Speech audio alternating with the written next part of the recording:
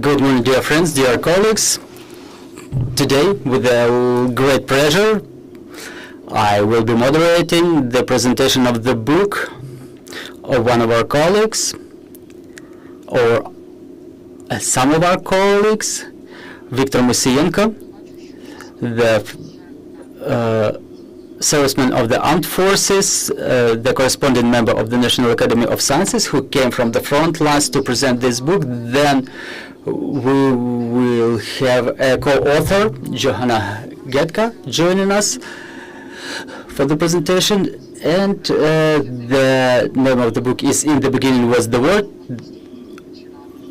from usage to literature standard. It's about the emergence of Ukrainian language, its coexistence with other Slavic languages.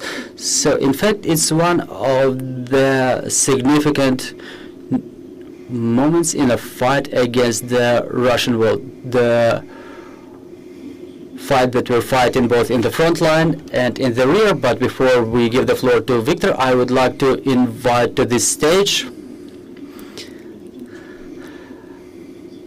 the priest of Zhytomyr and Overage, Father Paisi.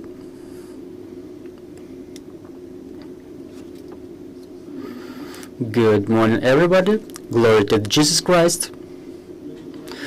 Dear esteemed guests, first of all, I want to thank you for being invited to take part in such an esteemed meeting. I think that the head of Ukrainian Orthodox Church, Epiphany, had to be present here, but today is day of graduation from the Kyiv Priest Academy, so that's why I have to represent the Ukrainian Orthodox Church, and I would like to greet the esteemed guests. So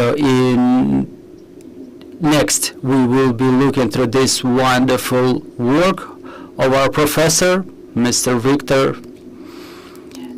And today, with pleasure, I'm reaching out to all of the Ukrainians, because the war is not only going on in the front line, the war is happening everywhere in all of the areas of our life. And now gathering here in Kyiv, I wish to you that we all, using joint effort, victor over the enemy. A lot propagate the word of the enemy, but we believe in our joint effort, in our work. First of all, we believe in the armed forces of Ukraine, part of which you, Mr. Professor, are, and with pleasure we take part in the prayers with our defenders, because they are our shield, and everything we do is to help our defenders in fight against the Russian world. And again, with pleasure, on behalf of the head of the church, Epiphany, I would like to make a small present to you. So let me do it. A certificate of appreciation presented to Mr. Moisiienko, awarded with the Order of Archangel Mikhailo in Kyiv on this day, 19th of June 2025. So on behalf of our head of the church, we congratulate you. Let God support you for the sake of our victory, for the sake of victory of Ukraine. You are being awarded with this order. A microphone, please, sir. So when such an award is being given to a military, we say, I'm serving to Ukrainian people, and here I should say glory to Jesus Christ and glory to Ukraine, glory to the heroes. It was really unexpected, and I mean, my pleasure. Thank you. So now let's proceed to the presentation.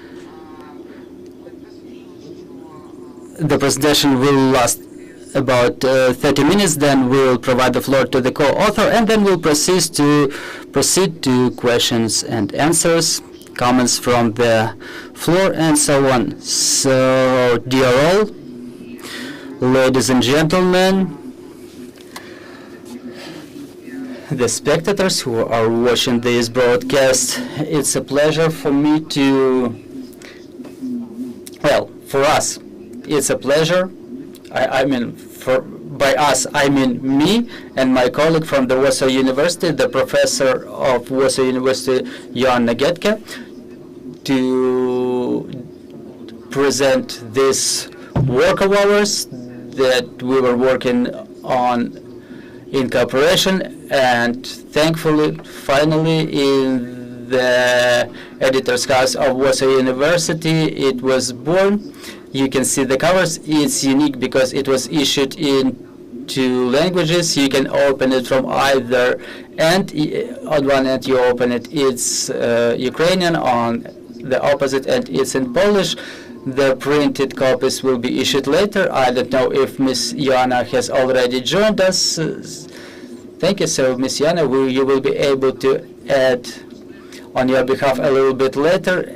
And now I'm suggesting we'll look through the presentation. So the idea of this dedication, it belongs to Ms. Joanna, the words that we have written in the first page of our book. And it's really symbolic that now we are at that point where we have to fight for the scientific truth, not only with the words, but with the weapons in our hands, like my brothers in arms in different fronts. They do it, they prove it, because without it, there will be nothing to prove at all.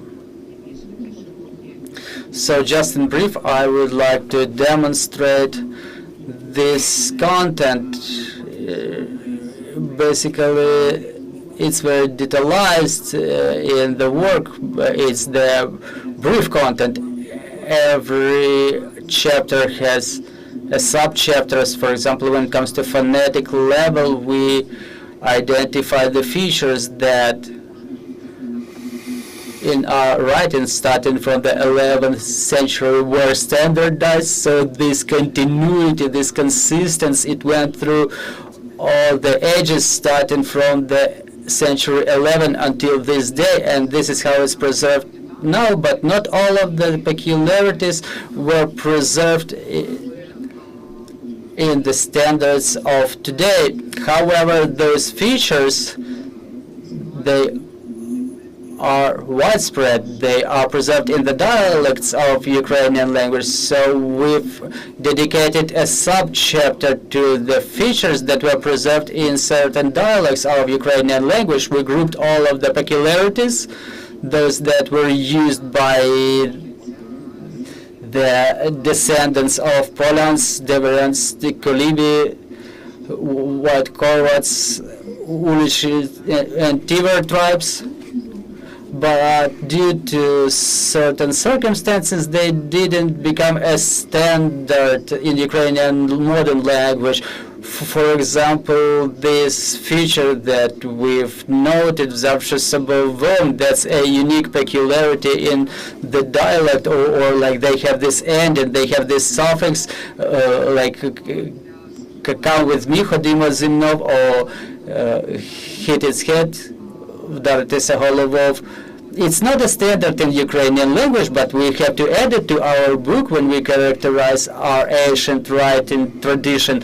And also I would like to emphasize on the item 4.4.3, sound features of Russian Ukrainian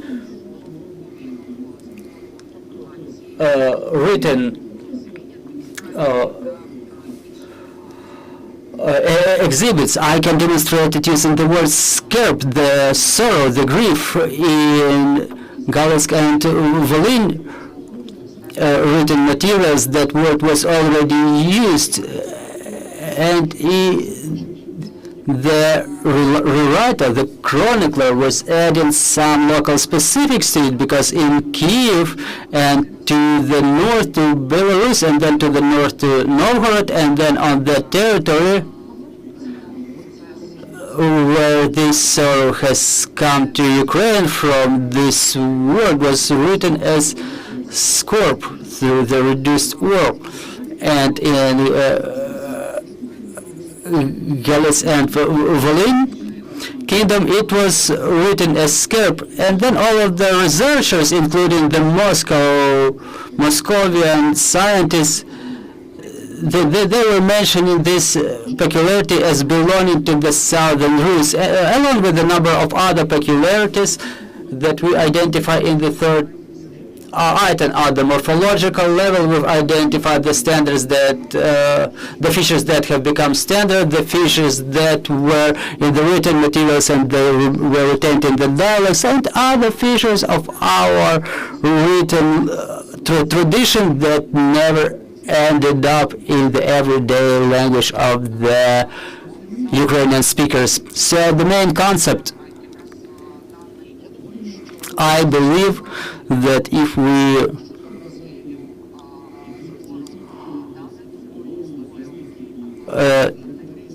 for the sake of characteristics of the ancient past of language of the Rus, we take away the two concepts of commonality and the joint nature. It's only based on these two statements, without having anything like this in Novgorod, Moscovia, and Pskovia, and having everything in Kyiv. Well, it needed to be proclaimed that it has taken roots at the same time in Murom, Rostov, and Suzdal. At the same time, and we corroborate this idea with Ms. Joanna Getka, and I'm humbled by the fact that this monograph was published not in Ukraine, because it's addressing not the Ukrainian reader or Ukrainian researcher who may oppose with some facts. We providing thousands examples. I'm not confident that thousand examples of the presence of Ukrainian language in the written materials dating back to the centuries 13 or 14, that they are all well weighed. However, 99%, like Ms. Joanna has said, that she's 100% confident, and I'm saying 99% because we will try to verify it to the best of our capabilities. So respectively, this opinion that Ms. Joanna has suggested, I absolutely support it. What you're seeing on the screen, we're open to discussion because it cannot be absolutely final, like an ultimate guarantee. Only this opinion, because such opinion was evolving out of discussions between two researchers. I was supported by my patriotism, and Ms. Joanna Getka, she was aiming at scientific precision in order not to fail. She doesn't have Ukrainian roots. And reconciliation happened somewhere in the middle of our book. Well, there was some radicalism taken away. However, what Ms. Joanna inspired me for further conclusions. If I would have written them, they wouldn't have been so drastic and eloquent. However, for Ms. Joanna, that was something obvious, because as she was saying, Mr. Professor, if you have such strong arguments, why are you even trying to prove something to somebody? Like, I'm a Soviet-born person, like the majority here in this room, and the authority of Soviet Slavistics, when you call the names of, say, Vinogradov, Filin, and the rest, the others honorable professors of global universities, Tolstoy, but they were all lying. They were all lying straight. They were knowing that they pose someone else's culture as theirs without having their own. I'm saying Novgorod is an alien culture for the Russians. All right.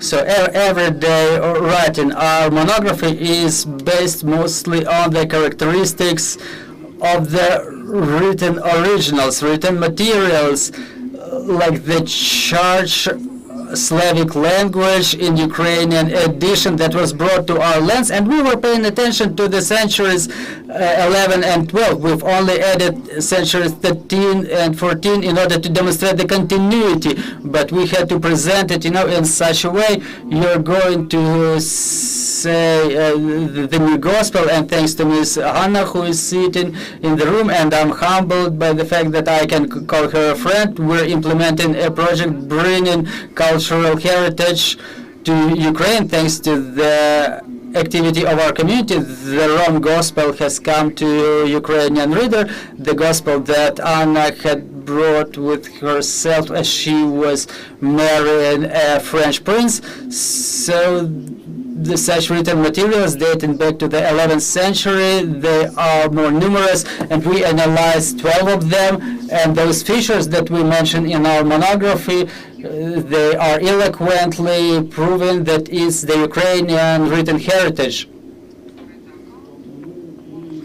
So again, only to analyze the lexics, we've added the Chronicle, the Ruska Pravda, the Rus Truth. To analyze the morphological features is difficult to join them because who knows what the Muscovites were doing to those lists as they were rewriting them, but fortunately Ruska Pravda was preserved in the list of the 13th century, its edition, so the Moscovian scientists, no matter what they do, please, I would like to demonstrate an example to you.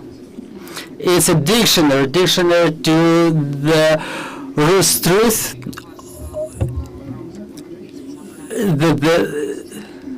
It was written by Denysenko of Novgorod. There's an influence of Novgorod language seen here, Novgorod dialect, the absence of palatalization, for example, not like psi, all, but he.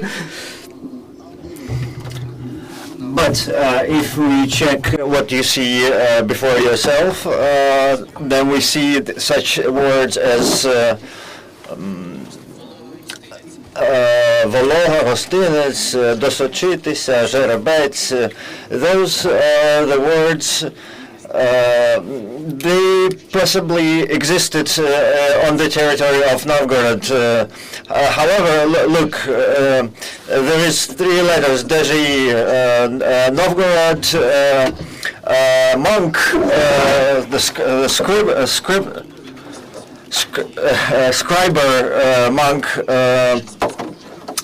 he introduced his own vision of these sounds. These he's also making commentary that the word "duże" exists,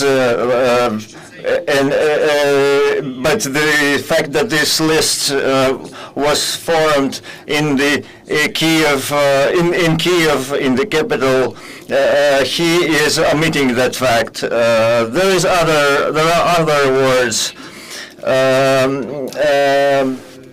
So how the myth of Russia about the ancient nature of the language was created? The time is flying. From 11th century and up to the 5-meter monument of Vladimir the Prince in Moscow. For example, this lexem kopa. We are assuming that this word existed in the Russian language. However, the Russian dictionaries the Russian dictionaries appeal to or refers to only Ukrainian historical heritage monuments. And in the dictionary of the Russian language of the 17th and 18th centuries, they are suggesting that the scientists should view this lexeme as follows. They're saying that this lexeme is known from other documents from 13th and 14th centuries.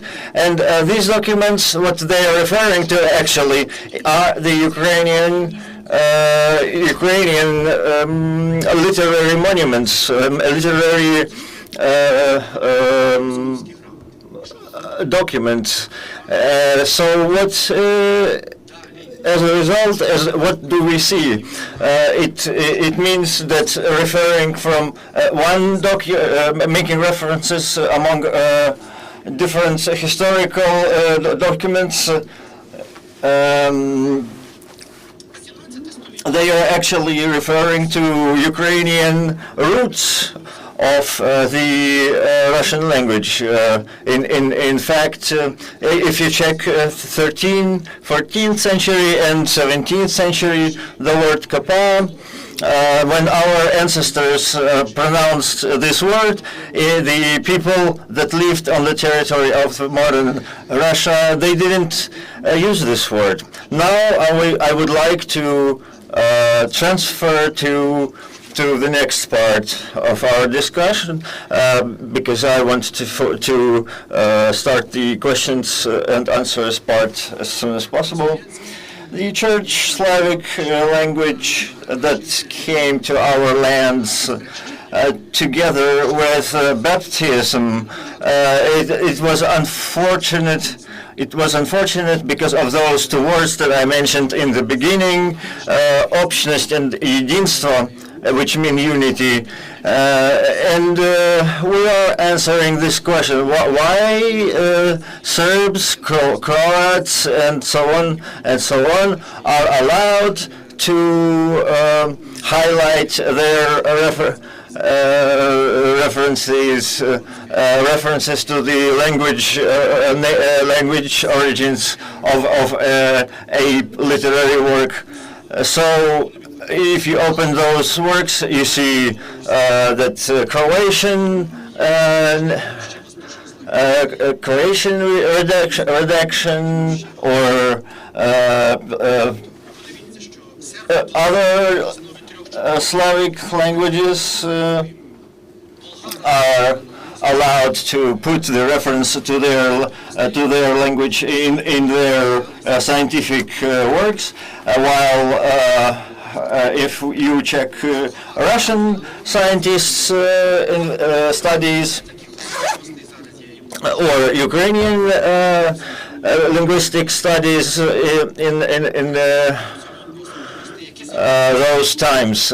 So we are making, as an example, we are making reference to more than 40 different scientific papers, and what needs to be noted, they never mention Ukrainian nature of the language or Ukrainian language pertaining to the Church Slavic language in general. So. And right now, I would like to. For you to take a look at the list of these literary monuments from different historical periods of Ukraine. You will see that many of these were written by a Ukrainian with a Rusin origins. Also, check this. This is a fruit of my imagination, so to speak. I was thinking about how I could visualize my study. So you can see on the left, this is centuries, and you see stumps, girths to the right. You can see our Ukrainian one and Belarusian one close to one another. This shows this is called to show how exactly this creation that, to the north of our country was brought to the world. So at this diagram, it is demonstrated how the two Slavic dialects or languages, Ukrainian and Belarusian, are kind of leveled, homogenized, while you can see that the basis for the creation of the Russian language is something very different than those factors that led to the creation of the Ukrainian and Belarusian languages. I would like to mention that the first Rus that actually existed and was destroyed by the modern descendants of the modern Russians was Novgorod Rus. After that, you can see Belarusian Rus that's already almost destroyed, and right now what happens is the Russians are waging war against the third Rus, our country, Ukraine. And you can see that how important for the Russians is to destroy Ukraine if they are ready to wage a violent war like this. So a few more words about terms, and then we do the questions and answers. Me and Professor Getka, we suggesting that we need to separate some terms from the history of our people.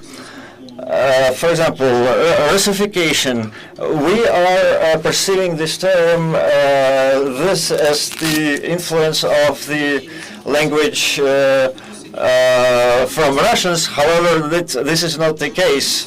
This is actually the influence of the languages of Rusyns and the language of Muscovites that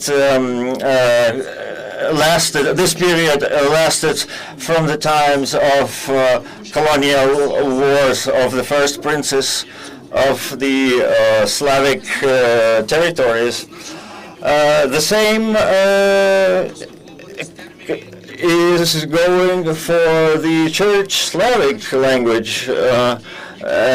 This is a fact that many literary monuments that were basing on the Church Slavic language and later was disseminated by the Russians all around different fields of scientific fields.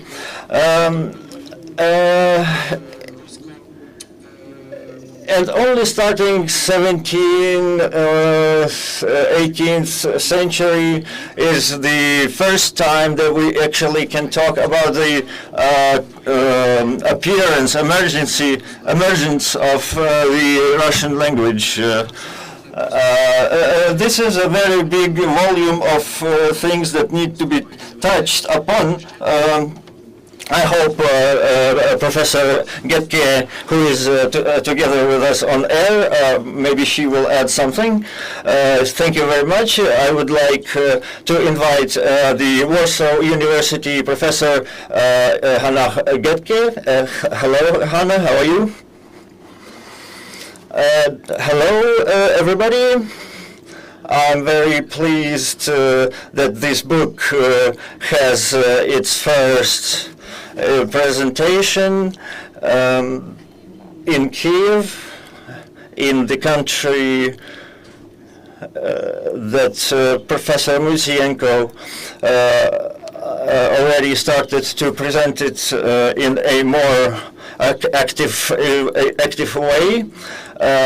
Because even after the issuance of this book, there was some time passed. However, it was not presented to the public. We understand because Professor is busy with his military duties. I would like to say that the professor started with the details that he is oriented, that he is not orienting the book to the Ukrainian readers. However, I would like to say that I, as also a professor of the Polish University, I think it is quite aimed at the Ukrainian readers.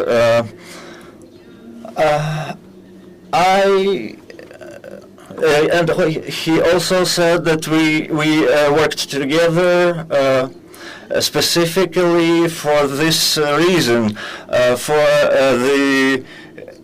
this topic of Ukrainian linguistics to be disseminated all over in the European Slavistic studies. That this is also aimed to debunk those myths that are disseminated by the Russian Federation.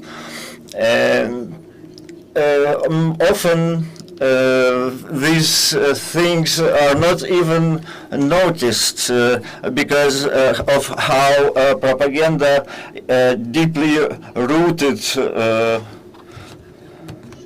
how deeply those things are rooted in the science that nobody is actually mentioning them. For example, when we are talking about books, about features of Ukrainian features in the redaction, in Ukrainian redaction of the books from 13th century, for example, we are talking about the beginning. We are talking also about the time that we can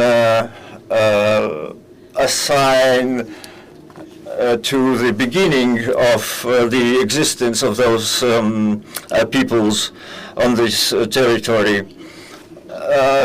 It may be a little bit historical for a linguistic study.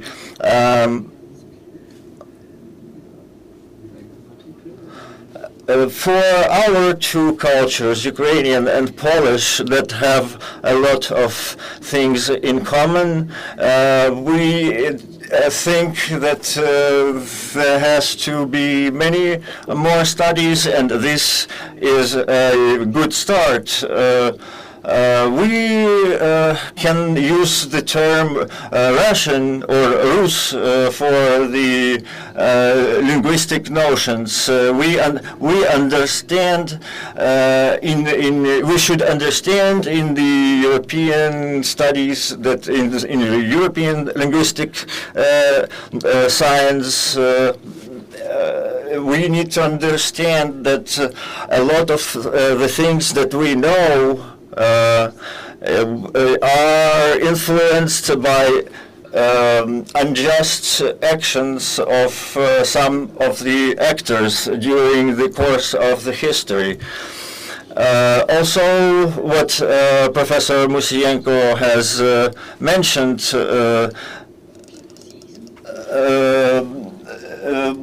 that the biased classification of the linguistic studies has been conducted. In these cases, we are trying to calmly analyze the situation. This is not the situation, of course. I should mention that the situation around this topic in the European scientific community is the state of it regarding this studies is a result of many centuries of work that the Russian Imperial Academy of Science, later Soviet Academy of Science, and now again the Russian Academy of Science are.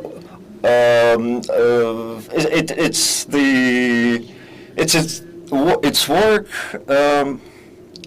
aimed at deception and the creation of a twisted image of historical image of the development of our linguistic background. And they have been popularized for such a long period, and now in the condition of the full-scale invasion by the Russian Federation in the territory of Ukraine, it is about time to start noticing that the Russian names could be found among the authors of the linguistic studies of Slavic linguistics development. And one can definitely see that imperial linguistic studies are dominating this area, and this is exactly why this study, professor's study, is very important. It is very important to publish this work in English language. This is what we are going to focus on. Why? Because this work is already an effect, a result of the dialogue between scientific communities in Ukraine and Poland. And there were a lot of discussions on our side, and there was a lot of discussions, of course, between me and professor, and there was a lot of, so to speak, tensions during these discussions. We are fully aware that some of these tensions are emotionally induced. They are not scientific. For example, the examples that were shown and those are more than 1,000 examples. We did try very hard to get rid of the emotions, to write objectively, and I confess that I was the one who vented my emotions to Professor a lot. However, a lot of effort was put into attempt to make this work unbiased, and in this way, nobody can say that this scientific paper is ideologically biased or induced. Because what we see right now is often the attempts from attempts to use these topics as a propaganda material by the Russian Federation. That's why we are starting the discussion not with assumptions, but with facts, with arguments. Thank you very much. Let's see if anybody has any questions. Before we started, though, we see that there is a director of the linguistic studies, academic Bogdan Zhedenyuk. So if it's possible to give him a microphone.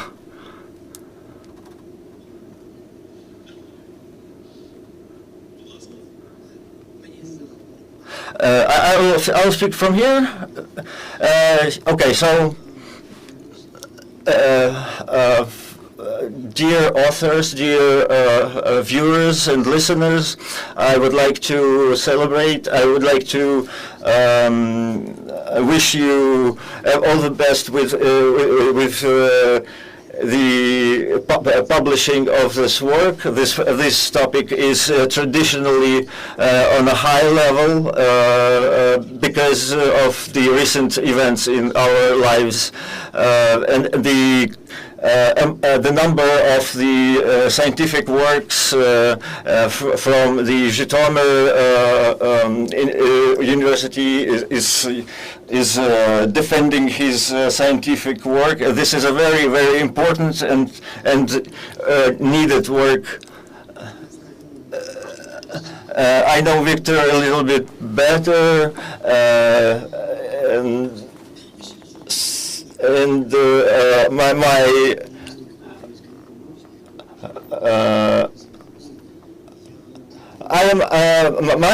my main profession is a historian, and I also do linguistics. So I am viewing these topics from the point of view of governmental planning.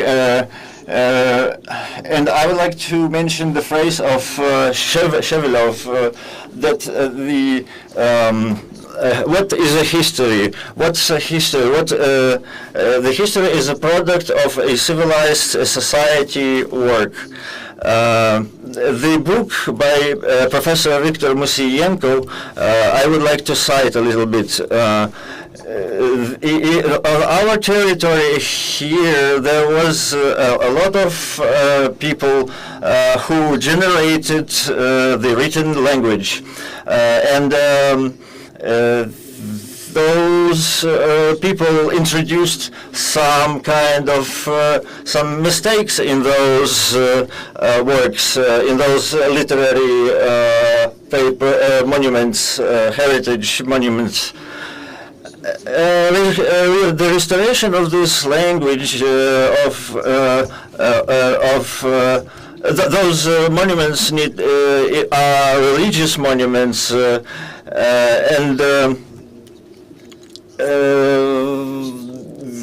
when we are raising the literary linguistics, I would like to say that there is a lot of generators of the texts on this territory. On this territory was high. The concentration of those people who generated the content of our linguistic space right now, they mostly lived on the territory of Ukraine, and it is very good that the representative of the scientific community of Poland is present as a controller on the side, you know, to see objective, to see the objective perception as someone who can observe as the work of the Russian party as a actor, as a malintended actor that is working for decades and decades.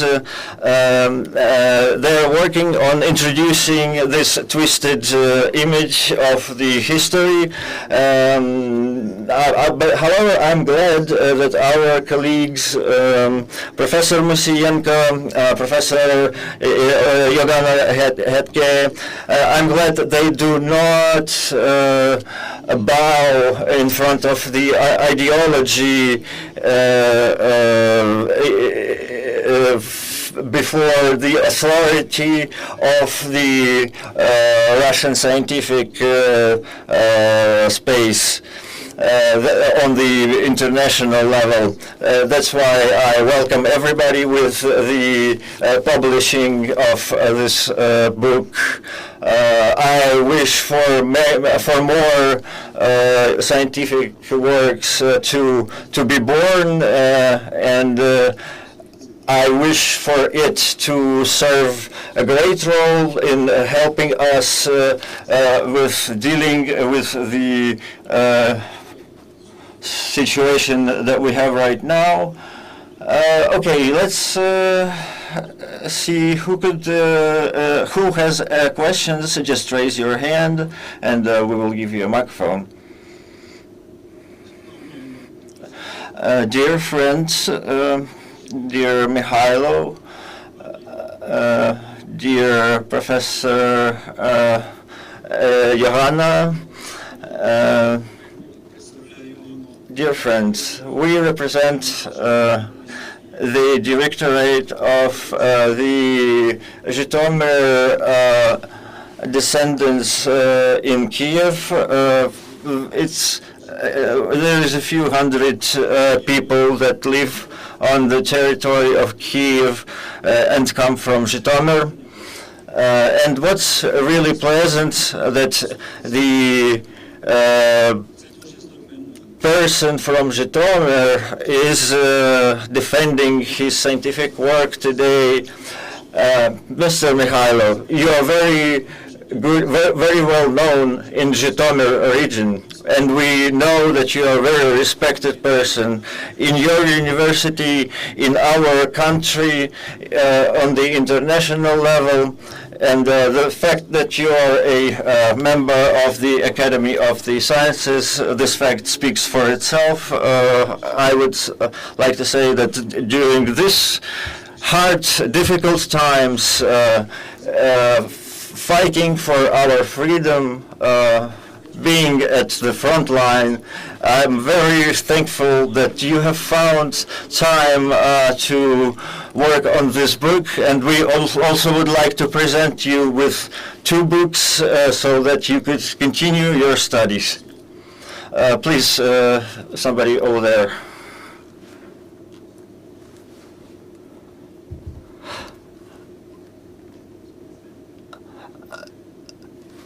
This is the book that we would like to present you from. This comes from the head of our Zhytomyr region head, and thank you very much. Hello, everyone. My name is Taras Marusik. Miss Getka, Mr. Viktor, I'm very grateful for this important book. Dear friends, I think that this book is so valuable that it should be capable to make a breakthrough in the science and could be a important work in the development of our policy both in Ukraine and abroad.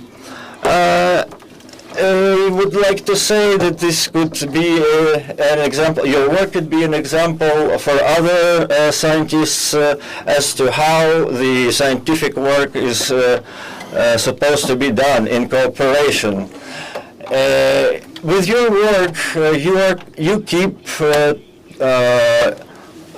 working, introducing the historical concept of Professor Grushevsky. You are going along with, you're referring to different scientists, Ukrainian scientists, like, for example, Grigory Pivtarak, all of this. It all means the continuity, the consistency of that line that corroborates the concept of defies the concept of the Russian world. And you successfully mentioning the distortion of the name Rus. And I remember that translation of Oleg Bazin's song, he was saying the Saint Rus, Saint Russia in this field. This field is, so to say, unworked in the Western science. Well, I understand probably you won't be able to make it on your own, so you had probably to get in touch with the Ukrainian Academy of Sciences, Polish Academy of Sciences. I'm recalling Daniel Buwa. He's not liked in Poland because of his works. However, he was issued twice in Poland. However, at the same time, it was the Polish Academy of Sciences which issued his biography in Polish and French languages. And I think that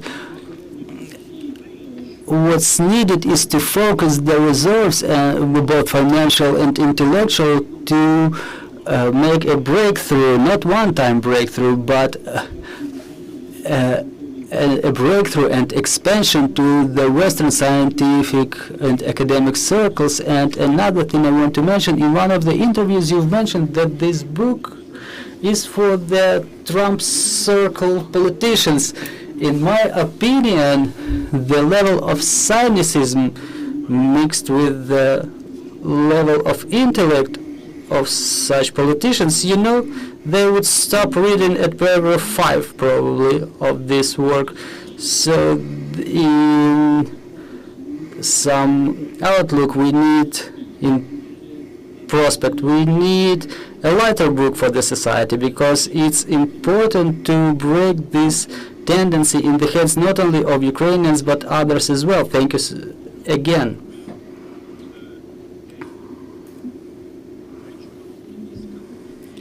Lydia Gnatyuk, the professor of Ukrainian language chair and applicable linguistics of Kyiv National University of Taras Shevchenko. The presentation of this book today is a significant event not only for the Ukrainian linguistics, including historic linguistics, but also a global one.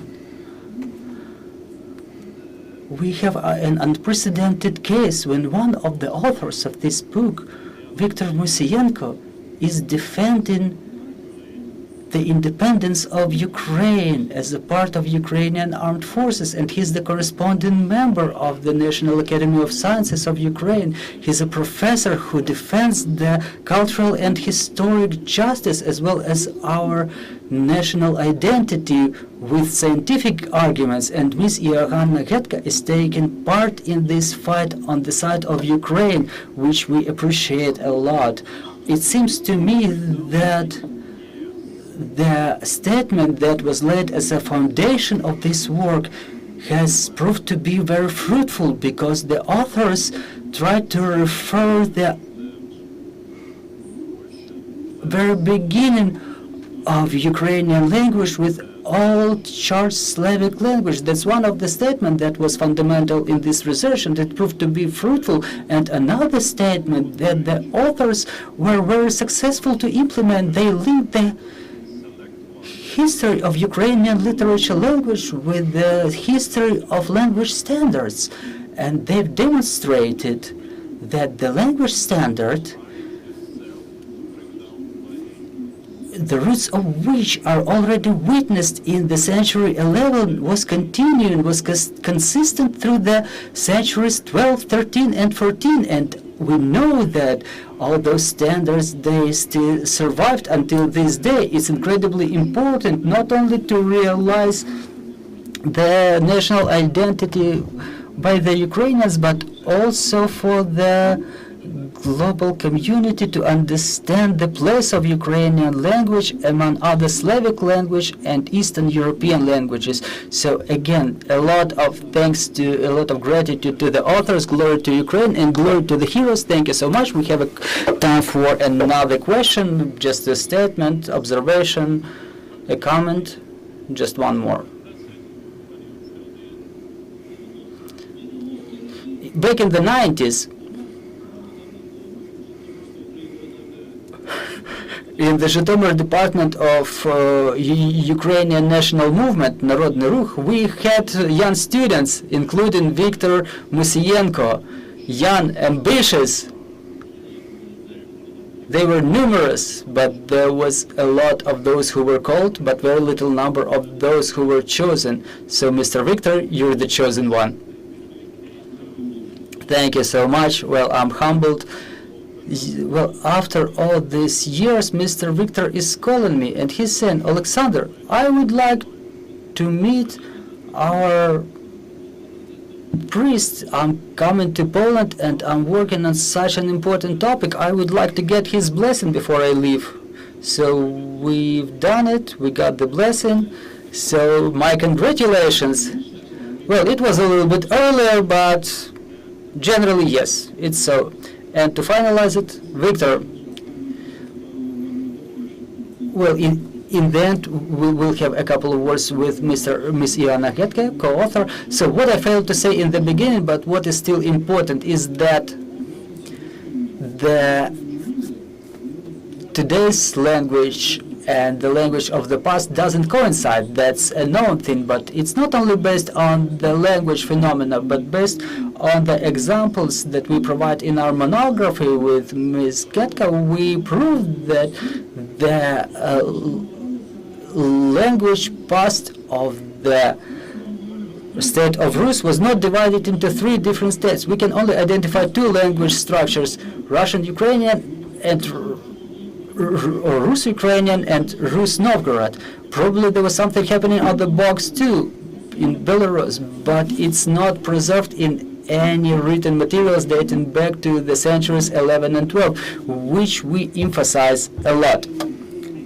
So this nuance that the Eastern Slavic peoples are divided into three categories. If we take it away, in Rus, we will have Ukrainian language, Rus-Ukrainian, and Novgorod language, Rus-Novgorod language. Then the Belarusian language is identified, and then starting from the century 14, it starts being represented with certain peculiarities, some features, but again, it just happens so that the Novgorod language has not been developed, which we emphasize in the book as well. Thank you very much. Thank you, and a couple of words from Ms. Joanna.